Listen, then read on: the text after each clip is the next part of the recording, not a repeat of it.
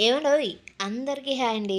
ఈరోజు మన ఛానల్ కోసం నేను రాసిన కథ 'ప్రేమ పగ పార్ట్ 4' అండి. ఈ కథలోని ముందు భాగాలు చూడండి వాళ్ళ కోసం కామెంట్స్‌లో లింక్స్ ఇచ్చానబ్బా. కొంచెం సబ్స్క్రైబ్ చేసుకొని చూస్తూ కథ నచ్చినట్లయితే లైక్ చేసి, సబ్స్క్రైబ్ చేసి మీకు తెలిసిన సోషల్ ప్లాట్‌ఫామ్ మీద షేర్ చేయండబ్బా కొంచెం. కథలోకి వెళ్ళిపోదామా ఇంకా? సింధు తన బంగారం, విలువైన వస్తువులను అమ్మి తండ్రి ఆపరేషన్‌కు డబ్బులు సర్దుబాటు చేసి అతి కష్టం మీద కంపెనీ షేర్ హోల్డర్స్ను రిక్వెస్ట్ చేసి కొన్ని రోజుల సమయం తీసుకుంటుంది.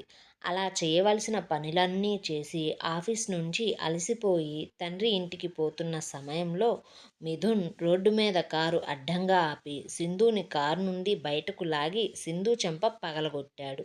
జరిగిన సంఘటనను ఊహించని సింధు షాక్ అయ్యి కొద్దిసేపు అలాగే ఉండిపోతే మిథున్ కొట్టిన చేతిని విదిలించుకొని కోపంగా సిగరెట్టును వెలిగించి, అసలు నీ గురించి నువ్వు ఏమనుకుంటున్నావే? నువ్వేమన్నా పైనుంచి దిగొచ్చావా?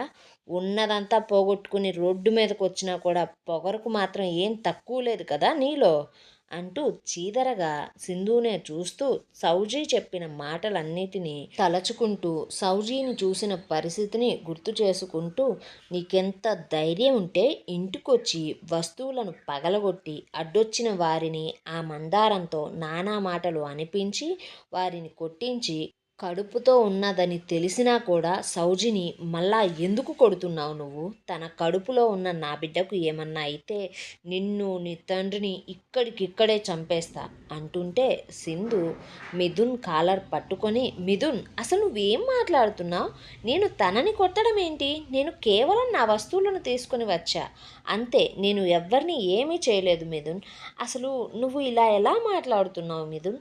ఇలా ఎందుకు మారిపోయావు?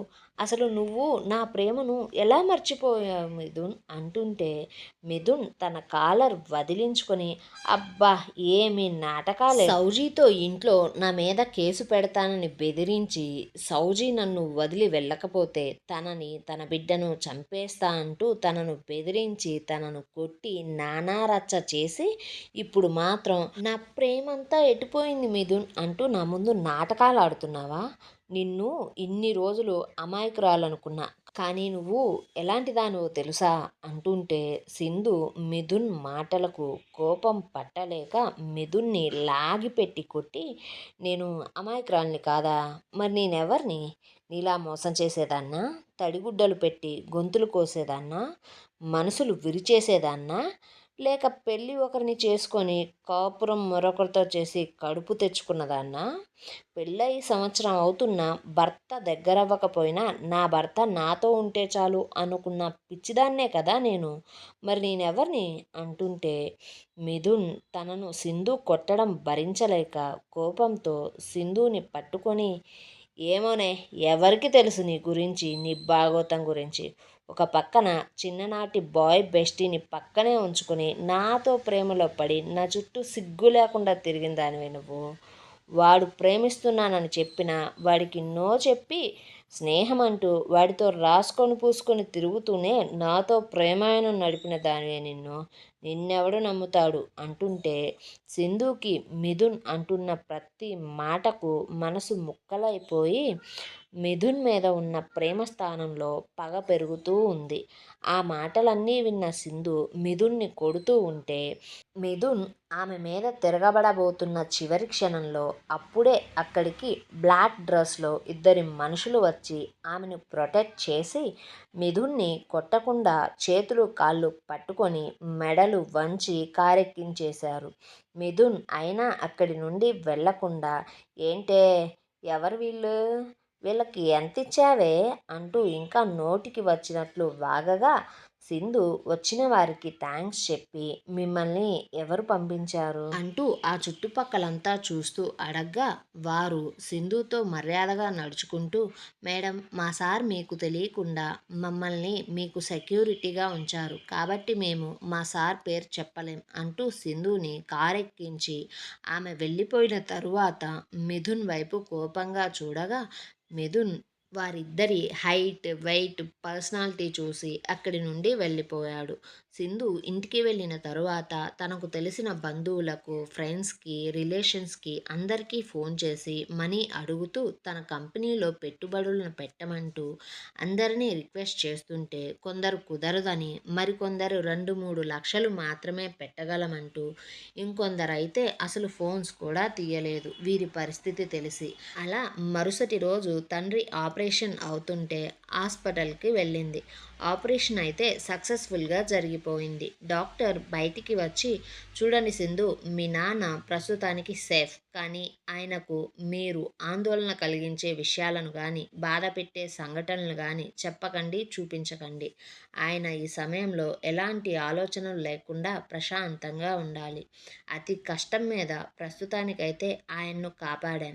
ఈ సమయంలో ఆయనకున్న పాత రోగాలైన బీపీ, షుగర్, థైరాయిడ్ వంటివి ఎక్కువ అయితే కాంప్లికేషన్స్ వస్తాయి. కాబట్టి మీరే చాలా కేర్‌గా ఉండాలి. ఇక మీ తండ్రి కేశవ్ ప్రాణాలు మీ చేతుల్లోనే ఉన్నాయి" అంటూ వెళ్ళిపోయాడు. ఒక రోజంతా సజావుగా సాగిపోతే సింధు కొంచెం స్థిమితపడి మళ్ళీ కంపెనీ పనులను చూసుకొని హాస్పిటల్‌కి వచ్చింది. ఆమె 4 రోజుల నుండి సరిగా తినకపోవడాన్ని చూసిన మందారం బ్రతిమిలాడి 4 ముద్దలు తినిపిస్తూ ఉంటే తండ్రికి అప్పుడే మెలకువ వచ్చి కొంచెం ఇబ్బంది పడుతూ ఉంటే అది గమనించిన సింధు పిఏని డాక్టర్ని తీసుకుని రమ్మని పంపించింది. మరోచోట కార్‌ని స్పీడ్‌గా నడుపుతూ మిథున్ హాస్పిటల్‌కి బయలుదేరారు. అలా కారు నడుపుతూనే సిగరెట్ తాగుతూ ఇంట్లో జరిగిన సంఘటనను తలుచుకుంటూ ఉన్నాడు. సౌజీ ఆత్మహత్య ప్రయత్నం చేసుకోబోతున్న చివరి క్షణంలో మిథున్ ఆమెను కాపాడి సౌజీని ఒకటి పీకి, "ఏం చేస్తున్నావు సౌజీ? అసలు నీకేమైంది? ఎందుకిలా పిచ్చి పని చేసుకోబోతున్నావు?" అంటుంటే సౌజీ ఏడుస్తూ, "మరి ఇలా చేయక నేనెలా చేయాలి బావా? చెప్పు నువ్వే. నీ ప్రేమను నమ్మి, నీ మీద ఉన్న ఇష్టంతో నువ్వు కోరుకున్న ప్రతిసారి నేను నీతో ఉన్నా. నువ్వు నా కోసమే సింధుని తాకకుండా ఉన్నందుకు నీ ప్రేమ గొప్పదని మురిసిపోతూ పెళ్ళికి ముందే నీతో బిడ్డను కూడా కనడానికి సిద్ధపడ్డా. కానీ ఆ సింధు నన్ను వదలదు. మొన్న ఇంటికి వచ్చి ఏం చేసిందో నువ్వు చూడలేదు కదా! ఎన్నెన్ని మాటలు అందో, నన్నెలా బెదిరించిందో నువ్వు వినలేదు కదా బావా! అది ఇంకా నీకు విడాకులు ఇవ్వలేదు. అది ఎంత అమాయకురాలో అంత తెలివైనది అంటూ నువ్వు చెప్తుంటే నేను ఏమో అనుకున్నా బావా. కానీ నిజంగానే చాలా తెలివైంది సింధు. దాని తండ్రికి ఇప్పుడు ఆపరేషన్ కూడా చేయించేసుకుంది. దాని తెలివితేటలను వాడి కంపెనీ వాళ్ళ దగ్గర కూడా చివరి అవకాశాన్ని తీసుకుందట. అది డబ్బు కట్టడం కట్టకపోవడం తర్వాత విషయం బావా. ఇప్పుడు నీకు నాకు మధ్య ఉన్న బంధాన్ని చూపిస్తూ మన బంధానికి సాక్ష్యంగా ఉన్న మన బిడ్డను రుజువుగా ఈ సమాజానికి చూపించి నీ మీద నా మీద కేసు వేస్తుంది. నన్ను బజారెక్కిస్తుంది బావా. నువ్వు దాన్ని మోసం చేశావని కోర్టుకి నా కడుపు ద్వారా రుజువు చేసి నీ ఆస్తి అంతటినీ మళ్ళీ అది వెనక్కు తీసేసుకుంటుంది. నా కోసం నువ్వు సంపాదించిందంతా మళ్ళా నీ చేజారిపోతుంది బావా. అందుకే దానికి ఆధారంగా ఉండే మన బిడ్డను చంపుకోలేక నేనే చనిపోదాం అనుకుంటున్నా బావా అంటూ నంగిలాగా నక్క ఏడుపును ఏడుస్తూ మిథున్ గుండెల మీద వాలిపోయి మనసులో నవ్వుకుంటూ, "బావా, నాకు నీతో జీవితం మొత్తం సుఖంగా మన బిడ్డతో సంతోషంగా బ్రతకాలి అని ఉంది. అందుకే బావా, సింధు తన తెలివిని వాడకముందే అది నీ జీవితం నుండి వెళ్ళిపోవాలి. నువ్వు కష్టపడి సంపాదించిందంతా మనకే ఉండాలి. లేకపోతే నేను ప్రశాంతంగా ఉండలేను.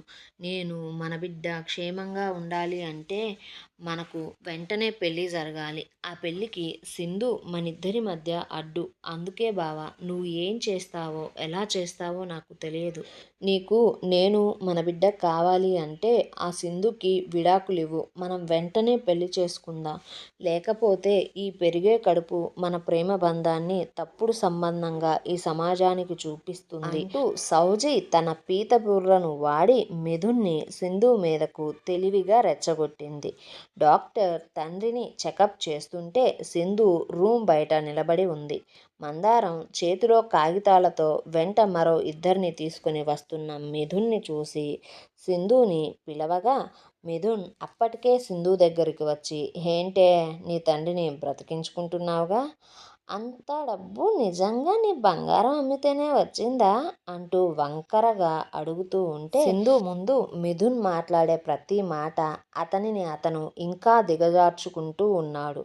కొంచెం చిన్నగా మాట్లాడుతూ సింధు, ఎందుకు నువ్వు ఇప్పుడు ఇక్కడికి వచ్చావు, నీకేం కావాలి అంటూ అడగ్గా, మిథున్ విడాకులు పత్రాలు ఇచ్చి వీటి మీద సైన్ చేయి, లేకపోతే ఇక్కడ చిన్న మహాభారతమే జరుగుతుంది. నేను చేసే గోలకు, నాతో ఉన్నవారు చేసే పనులకు మీ నాన్న నీ బాధను చూడలేక నేరుగా పైకే పోతాడు అంటుంటే, మందారం అప్పటిదాకా ఆపిపెట్టుకున్న కోపాన్ని ఆపుకోలేక, ఎరా బల్లిగుడ్ల మొహోడా, నీ కాడు గాల, నువ్వు బ్రతుకుతున్న బ్రతుకు కూడా ఒక బ్రతుకేరా, ఆడదాని సొమ్ము తిన్న ఎవరూ ఈ భూమి మీద బాగుపడిందే లేదురా పిడత మొహోడా, బంగారం లాంటి సింధు పాపను ఏడిపిస్తావా, సచ్చినోడా, సన్నాసోడా, నీకా లెరగా, నీకు పిండం పెట్ట అంటూ ఊర మాస్గా అరుస్తూ ఉంటే, సింధు ఆమెను ఆపడానికి ప్రయత్నిస్తుండగా లోపల డాక్టర్కి అసిస్ట్ చేస్తున్న నర్స్ వచ్చి, ప్లీజ్ కామ్గా ఉండండి, పేషెంట్ చాలా డిస్టర్బ్ అవుతున్నాడు, ఆయన బీపీని నార్మల్గా రావడానికి మేము చాలా ట్రై చేస్తున్నాం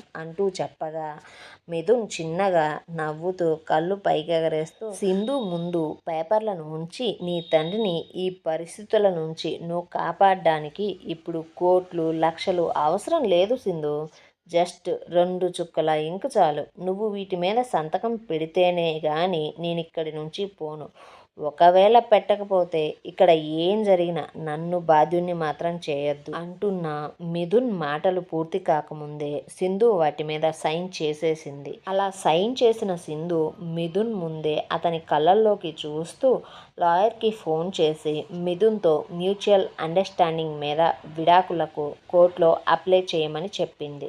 మిథున్ విడాకుల పత్రాలను పాకెట్లో పెట్టుకుంటూ, ఇంత త్వరగా విడాకులు ఎందుకు ఇచ్చిందా అని ఒక్క నిమిషం ఆలోచించినా దాన్ని ప్రస్తుతానికి పక్కన పెట్టి, నాకు సౌజికి త్వరలో పెళ్లి కాబోతుంది, ఎలానో తెలుసా, నువ్వు నీ పెళ్లి కోసం ఎన్ని కలలను కన్నావో అలా, అసలు నీతో పెళ్లిని నేను అంత సింపుల్గా ఎందుకు చేసుకున్నానో తెలుసా, నువ్వు కన్న కలలన్నీ నేను సౌజితో కన్నా కాబట్టి అంటూ చెప్పి అక్కడి నుండి వెళ్ళిపోయాడు. అలా 10 రోజులు గడిచిపోయింది. తండ్రికి ఆపరేషన్ తర్వాత జరిగిన కాంప్లికేషన్స్ వల్ల మరో 20 లక్షల బిల్ అయ్యింది. ఎలాగోలా 10 లక్షలు సర్దినా మిగిలిన డబ్బు ఎలా సర్దాలో తెలియక ఇబ్బంది పడుతుంటే, హాస్పిటల్ వారికి సింధు పరిస్థితి తెలిసినా కూడా వారి రూల్స్ ప్రకారం మరో 48 గంటల్లో కట్టాల్సిందే, లేకపోతే డిశ్చార్జ్ చేస్తామంటూ చెప్పారు. ఇంతలో బ్యాంక్ వారి నుండి వడ్డీ కట్టాలంటూ నోటీసులు, షేర్ హోల్డర్స్ ప్రెజర్ మరొక వైపు, ఇంకొక వైపు తండ్రి పరిస్థితిని చూసి జీవితంలో మొదటిసారి సింధుకి చావే సుఖంగా ఉంటుంది అనిపించింది ఆ క్షణంలో. కానీ మరుక్షణమే ఆ నిర్ణయం తన ఓటమిని తానే ఒప్పుకునేలా ఉందని, తన చేతగానితనం అనిపిస్తుందని చూసేవారికి అనుకుంటూ ఒక్క 10 నిమిషాలు ఆలోచించుకొని ఒక నిర్ణయానికి వచ్చి పిఏని ఆఫీస్కి పంపి మందారానికి తండ్రికి తోడుగా ఉండమంటూ, ఏమైనా డబ్బు అవసరమైతే ప్రస్తుతానికి ఈ రింగ్ అమ్మి వాడుకోమని తన పెళ్లి గుర్తుగా తన దగ్గర ఉన్న చివరి వస్తువుని కూడా ఇచ్చేసింది.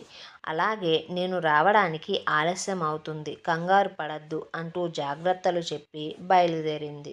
అలా 1 గంట ప్రయాణం తరువాత ఒక విశాలమైన భవనం ముందు ఆటో దిగి పర్స్లో ఉన్న చివరి 100 రూపాయలను ఆటో డ్రైవర్కిచ్చి ఆ భవనంలోకి నడుస్తూ అక్కడ తనకి ఉన్న అనుబంధాన్ని గుర్తు చేసుకుంటూ, అక్కడ చేసిన అల్లరిని, వాటి వల్ల కలిగిన సంతోషాలను గుర్తు చేసుకుంటే సింధుకి తెలియకుండానే తన పెదవులు విచ్చుకున్నాయి. అలా సింధు ఒక 10 నిమిషాలు నడిచిన తరువాత ఒక పెద్ద తలుపు ముందు నుంచొని తన 10 నిమిషాల నడకను గుర్తుకు తెచ్చుకుంటే 20 మంది పనివారు ఉన్నా వారిలో ఎవ్వరూ కూడా ఆమెను ఆపలేదు. అంతకుముందు ఆ ప్రదేశంలో ఆమెకు ఎంత గౌరవం దక్కిందో ఇప్పుడు కూడా అదే గౌరవం వారి కళ్ళల్లో చూసింది. అందువల్ల ఆమె కొంచెం సంతృప్తి పడి ఒకసారి గుండెల నిండా గాలి పీల్చుకొని చివరి ఆశగా ఆ ఇంటికి కాలింగ్ బెల్ కొట్టింది. ఏమండోయ్, ఈ కథలో తరువాత ఏం జరగబోతుందో తెలుసుకోవాలంటే మన ఛానల్ని సబ్స్క్రైబ్ చేసి ఒక చిన్న లైక్ చేసి కథ ఎలా ఉందో కామెంట్ చేయండి అబ్బా.